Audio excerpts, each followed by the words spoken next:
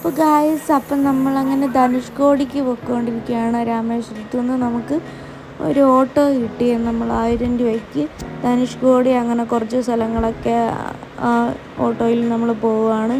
1000 രൂപയേ ഉള്ളൂ. നമുക്ക് യാത്ര കാണാം.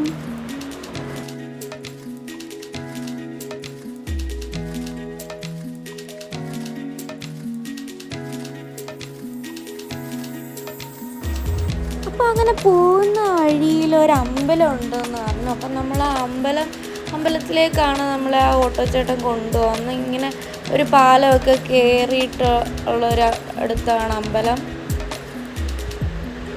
ആ അമ്പലം എന്ന് പറഞ്ഞാൽ രാവണൻ്റെ സഹോദരൻ വിഭീഷണന് പട്ടാഭിഷേകം ഭഗവാൻ ശ്രീരാമൻ വിഭീഷണന് അവിടെ വെച്ചായിരുന്നു പട്ടാഭിഷേകം ചെയ്തതെന്നാണ് ഐതിഹ്യം. അപ്പോൾ ആ അമ്പലം കാര്യങ്ങളൊക്കെയാണ് ഇത്.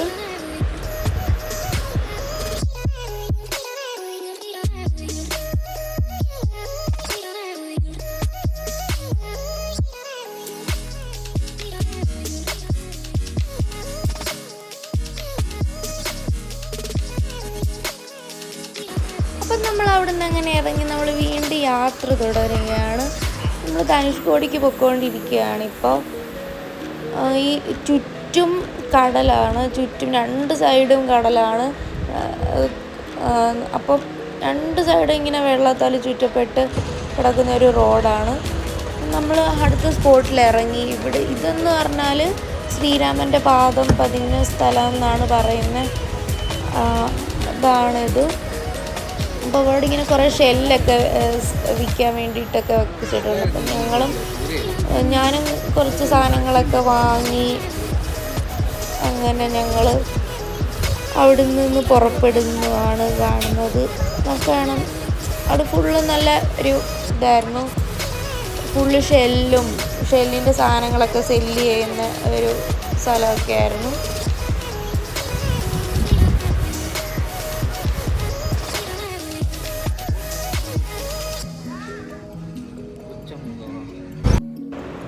ഇപ്പോൾ നമ്മൾ വീണ്ടും തിരിച്ച് യാത്ര തുടർന്നു. നമ്മളിതിൻ്റെ ഇടയ്ക്ക് ഫുഡ് കഴിക്കാൻ വേണ്ടിയിട്ട് ചേട്ടൻ നിർത്തി തന്നായിരുന്നു. അത് സൈഡിൽ ഫിഷൊക്കെ കിട്ടുന്ന ഒരു കടയായിരുന്നു. ഫുള്ള് ഫിഷിൻ്റെ മാത്രം. അത്യാവശ്യം നല്ല ഊണായിരുന്നു. നല്ലൊരു ഫുഡായിരുന്നു. അങ്ങനെ ഇതാണ് നമ്മൾ ധനുഷ്കോടിയിലേക്ക് എത്താറായി.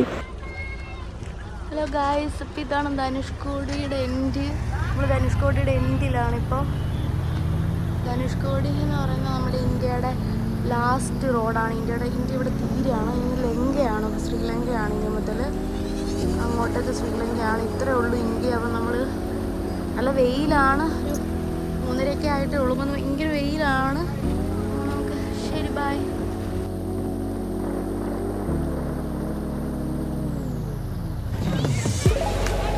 ഗൈസ്, ഇതാണ് നമ്മുടെ ഇന്ത്യയുടെ എൻഡ്.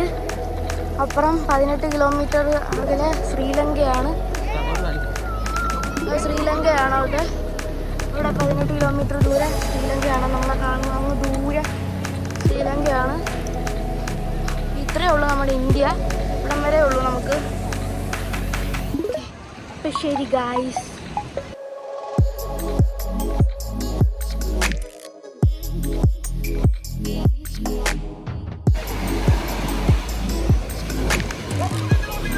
ബേ ഓഫ് ബംഗാളാണ് ഗൈസ്. അതിനപ്പുറത്ത് ഇത് ഇന്ത്യൻ ഓഷൻ.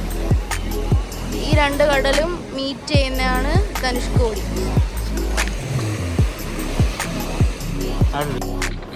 അപ്പോൾ ഗൈസ്, അങ്ങനെ ഞങ്ങൾ ധനുഷ്കോടിയിലൊക്കെ പോയി തിരിച്ചു വരുന്ന വഴി അബ്ദുൽ കലാം സാറിൻ്റെ വീടിൻ്റെ അടുത്തൊരു മ്യൂസിയവും വീടും അതൊക്കെ ആയിട്ടൊരു സെറ്റപ്പ് ഉണ്ട്.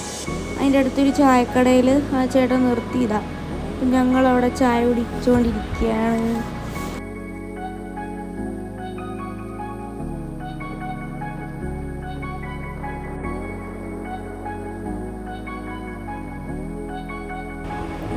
ഇത് അബ്ദുൽ കലാം സാറിൻ്റെ വീടിൻ്റെ അടുത്തുള്ള ഒരു ഷെൽ മ്യൂസിയം, പിന്നെ ജ്വല്ലറി, അങ്ങനെ എല്ലാം ഉണ്ട്. അപ്പം നമുക്ക് അവിടുന്ന് സാധനങ്ങളൊക്കെ വാങ്ങാം.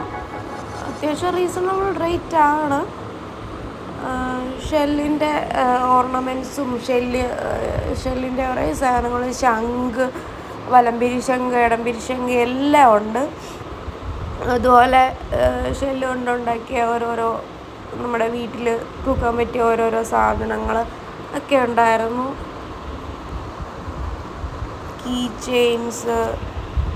കീ ചെയിൻസിനൊക്കെ ഒരു 10-15 രൂപ ഒരു റേറ്റാണ്. പിന്നെ ഈ ഓം നമ ശിവ എന്നെഴുതിയ ശിവൻ്റെ ഇതുണ്ടായിരുന്നു. ഈ ഷെല്ല് കൊണ്ട് ശിവലിംഗം ഉണ്ടാക്കിയ അതൊക്കെ ഉണ്ടായിരുന്നു. നല്ല ഭംഗിയായിരുന്നു.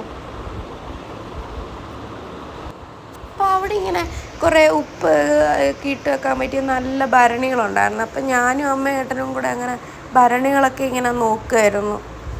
അപ്പം ഇതാണ് കലാം സാറിൻ്റെ വീട്ടിലേക്ക് പോകുന്ന ഒരു വേ.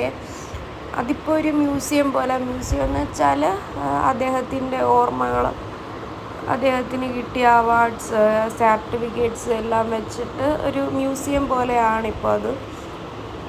അപ്പോൾ അതൊക്കെ നമുക്ക് കാണാം.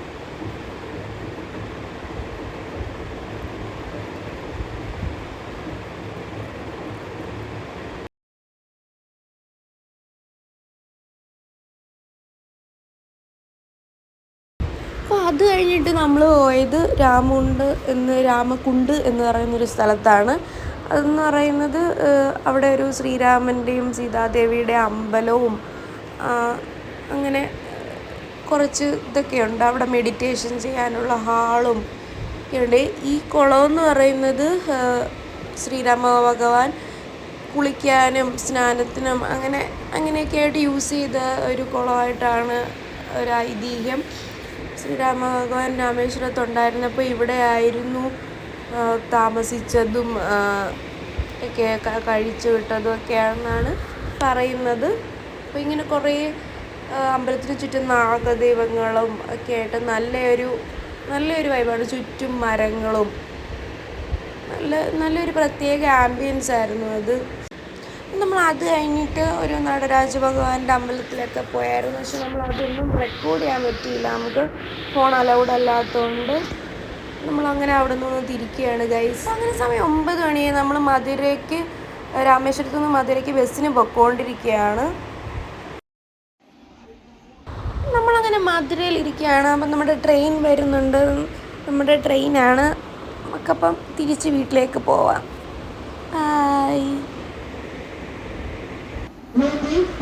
ഗൈസ്, നമ്മളിപ്പോൾ കൊല്ലം റെയിൽവേ സ്റ്റേഷനിലാണ് ഇറങ്ങിയത്. നമുക്ക് ഇവിടെ വരെ ഉള്ളായിരുന്നു ട്രെയിൻ. ഇനി നമുക്ക് ഇവിടെ നിന്ന് ആലപ്പുഴയ്ക്ക് ബസ്സിന് പോകണം. അപ്പം നമ്മളങ്ങനെ ബസ്സൊക്കെ നോക്കുകയാണ്. അപ്പം ഇത്രയേ ഉള്ളൂ ഗൈസ്.